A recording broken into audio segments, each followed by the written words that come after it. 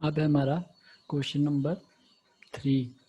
उसमें क्या बोला है, एक फंक्शन दिया हुआ है, क्या नाम से है, ग्रेटेस्ट इंटीजर फंक्शन। ठीक है, और वो कैसे डिफाइंड है, हमारा एफ आर से आर में है, और जब एफ के अंदर हम एक्स का इनपुट रखते हैं तो क्या मिलता है ब्रैकेट के अंदर, ये ग्रेटेस्ट इंटीजर फंक्शन। तो अब ये जो ब्रैकेट आ गई इसका हमको पता नहीं है कि अगर हम इसमें एक्स रखें तो ये मिल जाएगा ब्रैकेट के अंदर, लेकिन इसका पता नहीं है कि आउटपुट क्या मिलेगा हमें, है ना। क्योंकि पहले के क्वेश्चनों में हम सॉल्व करते थे, हमको मिलता था एक्स के अंदर एक्स स्क्वायर रखते थे, कई बार 2x, तो हमको पता लग जाता था। अगर 1 रखते थे तो हमको 1 का स्क्वायर मिलता था, है ना। 2 रखते थे तो 2 का स्क्वायर मिल जाता था यहाँ पे। लेकिन यहाँ पे रखेंगे 1 तो हमारे को क्या मिलेगा ब्रैकेट के अंदर 1। इसका मतलब क्या हुआ, हमको पता नहीं है ना। तो इसी के लिए ग्रेटेस्ट इंटीजर फंक्शन जो है उसकी डेफिनेशन को देख लेते हैं कि ये कहना क्या चाहता है, मतलब कि इस ब्रैकेट का एग्जैक्ट मतलब क्या है हमारा। ठीक है, तो ग्रेटेस्ट इंटीजर फंक्शन क्या होता है ये देखते हैं। तो इसी में क्वेश्चन में लिखा हुआ है हमारा कि ये जो ब्रैकेट है ना, क्वेश्चन में लिखा है वेयर वेयर एक्स ब्रैकेट के अंदर denotes the greatest integer less than और इक्वल टू एक्स। ये चीज़ हमको बोली हुई है कि इस ब्रैकेट के अंदर का मतलब जो है एक्स, और ब्रैकेट के अंदर जो है इसका मतलब क्या है, ये डिनोट करता है कि ग्रेटेस्ट होगा इंटीजर और less than equal to x होगा। मतलब क्या हुआ इसका, ऐसे समझने में तो मुश्किल हो रही है। जैसे कि हमने मान लो एक्स की वैल्यू हमने रख दी, एक बार 1.2 रख दी, एग्जांपल से समझाऊंगा तो ज़्यादा अच्छे से आएगा आपको समझ। एक बार 2 रख दी और एक बार 2.9 रख दी, ये 3 एग्जांपल ले लिए मैंने, है ना। तो जैसे ये अब डेफिनेशन अप्लाई करेंगे हम, तो f के अंदर x रखने पे हमको क्या मिलेगा ब्रैकेट में, तो x कितना है हमारा 1.2, तो क्या मिलेगा ब्रैकेट के अंदर 1.2, है ना। तो और सेम वे में यहाँ पे रखेंगे तो क्या मिलेगा F X equals to bracket के अंदर x रखने पे तो हमें मिलेगा f of 2 equals to bracket के अंदर 2। सेम वे में यहाँ पे क्या मिलेगा f 2.9 और उसका ब्रैकेट के अंदर 2.9। अब हमको इसका पता होना चाहिए कि ये क्या है, तो इसमें बोला क्या है कि ग्रेटेस्ट होगा इंटीजर लेकिन लेस देन और इक्वल टू एक्स।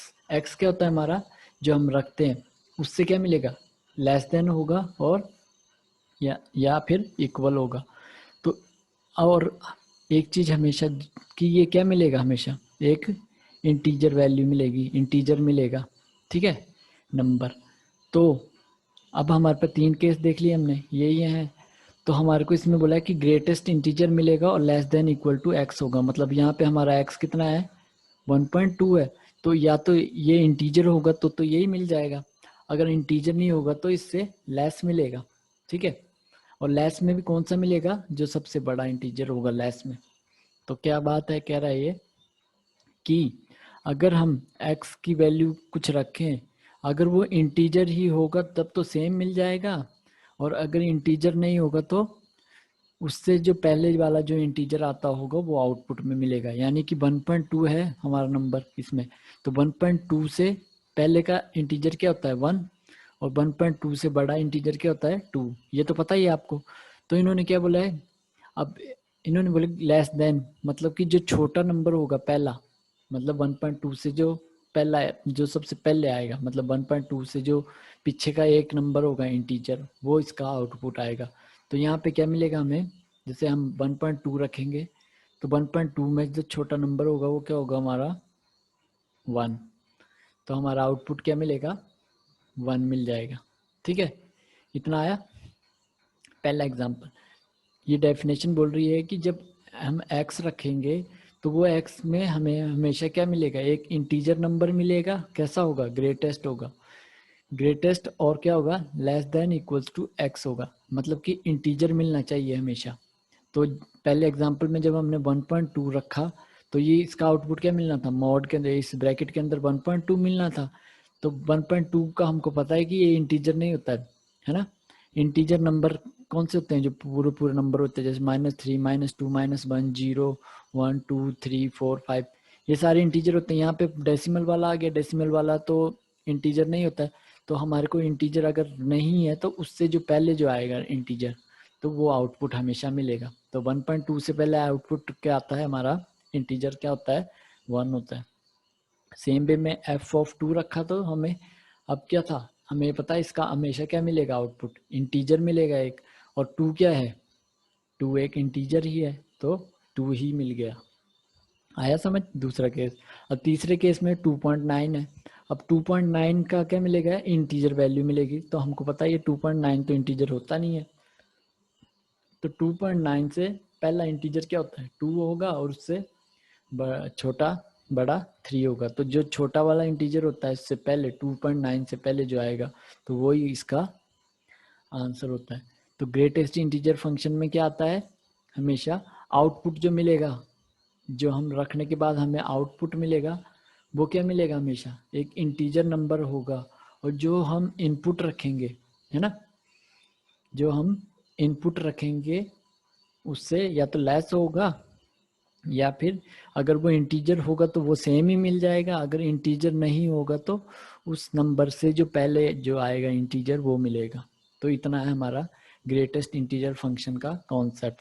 अब इन क्वेश्चनों को सॉल्व कैसे करना है, यानी कि 1 on 2 के लिए प्रोसीजर क्या होगा हमारा। on 2 के लिए क्या है, 1 2 3 4 ले लिया हमने, 2 4 6 और 8, ये 4 पॉइंट ले लिए मैंने, ठीक है। एफ एक्स हमारा वही है, तो जब 1 होगा तो वो 2 पे मैप करेगा, 2 होगा तो 4 पे मैप करेगा, 3 होगा तो 6 पे मैप करेगा। अब क्लियरली ये 1 1 तो है, लेकिन ऑन 2 क्यों नहीं है, अगर कोडोमेन में क्या क्या एलिमेंट है, 2 है 4 है 6 है 8 है, एक भी ऐसा एलिमेंट मिल जाए जिसका लिंक डोमेन के साथ ना हो, मतलब ये अकेला रह गया, इसका पीछे डोमेन से कोई भी नहीं है नाता या लिंक, तो इस वजह से अगर एक भी एलिमेंट ऐसा मिल जाए कोडोमेन सेट के अंदर जिसका कि लिंक ना हो पीछे डोमेन के साथ कोई भी, तो वो क्या बन जाता है, नॉट ऑन टू बन जाता है। आया समझिए। तो यही कॉन्सेप्ट हम इस क्वेश्चन में लगा लेते हैं। तो इस क्वेश्चन में क्लियरली हमको पता है एक चीज, कि जो ग्रेटेस्ट इंटीजर फंक्शन है, GIF से लिख रहा हूँ, ग्रेटेस्ट इंटीजर फंक्शन, उसका जो आउटपुट मिलता है वो हमेशा क्या मिलता है, एक इंटीजर वैल्यू होती है ना। और आउटपुट हमको पता है कहाँ से होता है, कोडोमेन में से होता है आउटपुट, तो हमेशा इंटीजर वैल्यू ही मिलेगी। तो ये जो मैपिंग आएगी, कोई भी पॉइंट की मैप लेंगे हम, तो वो सिर्फ किन किन पे जाएगा, जितने भी इंटीजर नंबर होंगे उन पे जाएगा, है ना, ऐसे। और जो बाकी के नॉन इंटीजर हैं, जो इंटीजर नंबर नहीं है, उनका कुछ भी नहीं मिलेगा पीछे, मतलब वो तो ऐसे है कि उनका लिंक को कुछ भी नहीं होगा इनके साथ। अगर लिंक नहीं होगा तो यही सेम बात कि वो एलिमेंट ऐसे रह गए जिनका कोई लिंक नहीं है पीछे डोमेन के एलिमेंट के साथ, तो इसका मतलब क्या हो गया, वो ऑन टू नहीं होंगे। आया समझ, एक बार फिर से रिपीट कर देता हूं मैं, कि ऑन टू का मतलब है कि कोडोमेन में से ऐसा कोई भी एलिमेंट नहीं रहना चाहिए जिसका लिंक पीछे डोमेन के साथ ना हो। तो यहाँ पे हम देख रहे हैं कि ग्रेटेस्ट इंटीजर फंक्शन है हमारा, तो उसका आउटपुट क्या मिलता है हमारे को, ये जो मिलता है ये क्या मिलती है, हमेशा एक इंटीजर वैल्यू मिलती है ना। इंटीजर के अलावा और किसी एलिमेंट पे नहीं जाता है ये, यानी कि डेसिमल वाले नंबर पे कभी भी नहीं जाएगा ये। तो ये किस में से होता है, कोडोमेन कोई बोलते हैं ना, इन्हीं में से मिलता है आउटपुट। तो इन्हीं में से मिलता है, तो ये तो सिर्फ किन को कवर करेगा, जो कि इंटीजर नंबर होंगे। जैसे यहाँ पे हमने देख लिया ये 1 पे गया था, बाकी 1.1 1.2 1.3 1.4 इन कोई भी इन पे नहीं जा रहा था। ऐसे 2 2.1 2.2 ये सिर्फ 2 पे जा रहे हैं, और इसके 2.1 2.2 2.3 इन पे कोई भी एलिमेंट नहीं जा रहा है। इसका मतलब ये वाले जो थे डेसिमल नंबर थे, ये कैसे रह गए, ये इनका कोई भी लिंक नहीं है पीछे डोमेन के एलिमेंट से, है ना। तो मतलब क्या हो गया, ये एम्प्टी, मतलब इनका कोई भी लिंक नहीं है पीछे वाले डोमेन के एलिमेंट के साथ, ये ऐसे ही रह गए। मैपिंग तो सिर्फ जो इंटीजर नंबर थे उनके साथ ही हुई, बाकी जो डेसिमल वाले नंबर थे वो हमारे कोई भी लिंक नहीं बना पाए डोमेन के साथ। तो इस वजह से क्या हो गया, अगर कोडोमेन में ऐसा एक भी एलिमेंट मिल जाए जिसका कि प्री इमेज ना हो, प्री इमेज बोलते हैं इनको, जिनका लिंक ना हो डोमेन के एलिमेंट के साथ, तो वो क्या बन जाता है, नॉट ऑन टू फंक्शन हो जाता है। तो कैसे लिखेंगे एग्जाम में, तो वो देखते हैं अब हम। थोड़ा सा मिटा देता हूँ फिर लिखता हूँ मैं, समझ आ गया होगा आपको वैसे। अब देखते हैं एग्जाम में कैसे लिखना है हमने। अगले पेज पे लिखाता हूँ। तो हमने क्या लिखना है, all integers, all images of x belonging to R belonging to its domain have integer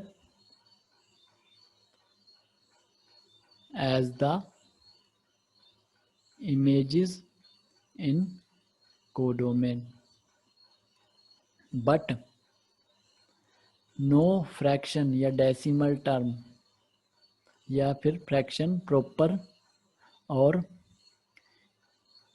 improper belonging to codomain has codomain of F has any pre-image in its domain. Therefore, it is not onto function. तो ये क्या बोल रहा है, as all images of X belonging to R into its domain have integers as the images, मतलब कि जो हम रखेंगे इनका मतलब है कि F X equals to X दे रहा था, तो जो भी कुछ भी रख रहे थे हम आर में से, तो वो हमेशा आउटपुट क्या मिल रहा था हमें, एक इंटीजर नंबर ही मिल रहा था, है ना। इंटीजर ही मिल रहा था, मतलब कि अब ये पूरा जो था वो हमारा कोडोमेन जो था वो पूरा आर था, तो इंटीजर्स को तो कवर कर ले रहा था ये। जैसे ये नंबर थे, यहाँ 1.1 था, 1.2 था, 1.3, ऐसे 1.2, 2.1, 2.2, 2.3। तो जब हम रख रहे थे तो जो इंटीजर नंबर थे वो सारे तो कवर हो जा रहे थे, लेकिन जो डेसिमल वाले थे, फ्रैक्शन वाले लिख लेना, जो फ्रैक्शन वाले नंबर थे उनकी कोई भी प्री इमेज यानी कि उल्टी इमेज, यहाँ से होता है इमेज ऐसे और ये यहाँ से एरो जाए तो प्री इमेज, मतलब कि कोई भी प्री इमेज जो थी यानी belonging to codomain of have any pre image in its domain नहीं मिली, यानी कि no fraction or proper term of codomain has any pre image in its domain. तो ये था हमारा ऑन टू का कॉन्सेप्ट। समझ